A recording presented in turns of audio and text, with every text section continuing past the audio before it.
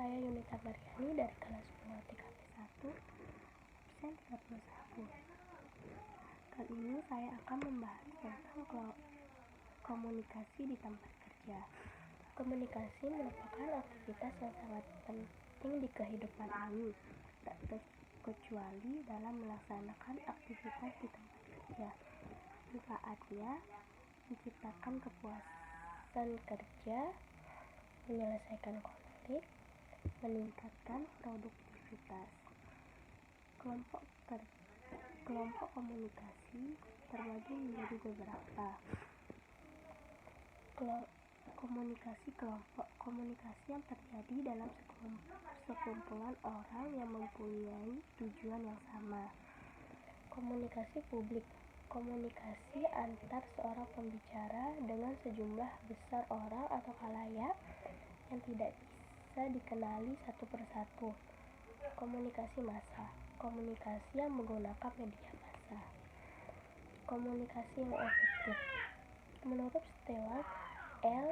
Tubbs dan Sylvia Moss, ada 5 hal yang dianggap komunikasi efektif. 1. Menyampaikan informasi dan menghasilkan pengertian. 2. Menghasilkan kesenangan. 3. Mempengaruhi sikap. 4. Menghasilkan hubungan sosial yang baik.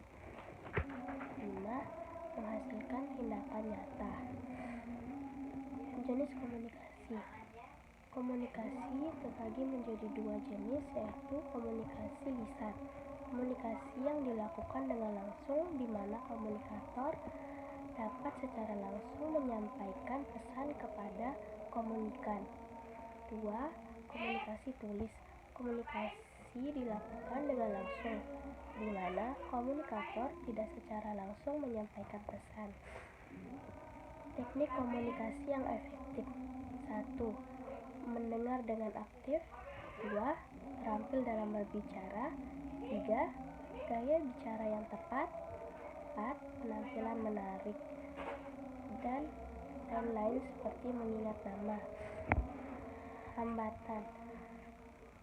1. Hambatan pada komunikator dan komunikan. 2. Hambatan pada kode-kode yang digunakan.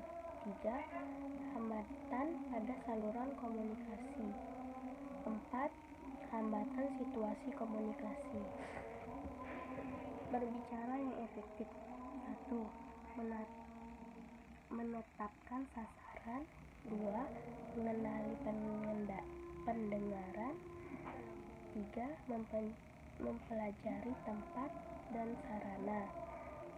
4. Melakukan manajemen waktu. 5. Mempersiapkan bahan. 6.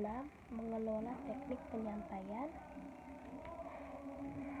Mendengar efektif. Seseorang tidak hanya sekedar mendengar, tetapi mendengar dengan konsentrasi dan diikuti disertai usaha untuk memahami pesan atau informasi yang disampaikan. Kualitas pendengar, bukan pendengar. Pendengar yang berpura-pura mendengarkan tetapi sesungguhnya tidak sedang mendengarkan. Pendengar dangkal, pendengar yang hanya mendengarkan suara tetapi tidak mencoba memahami pesan. Pendengar yang bersikap kurang perhatian, pendengar yang hanya mendengarkan suara dan memahami pesan tetapi sambil melakukan aktivitas lain. Pendengar dengan sikap sungguh-sungguh, pendengar yang selalu memperhatikan dan memahami pembicaraan sehingga pesan melekat di ingatannya. Itu saja yang bisa saya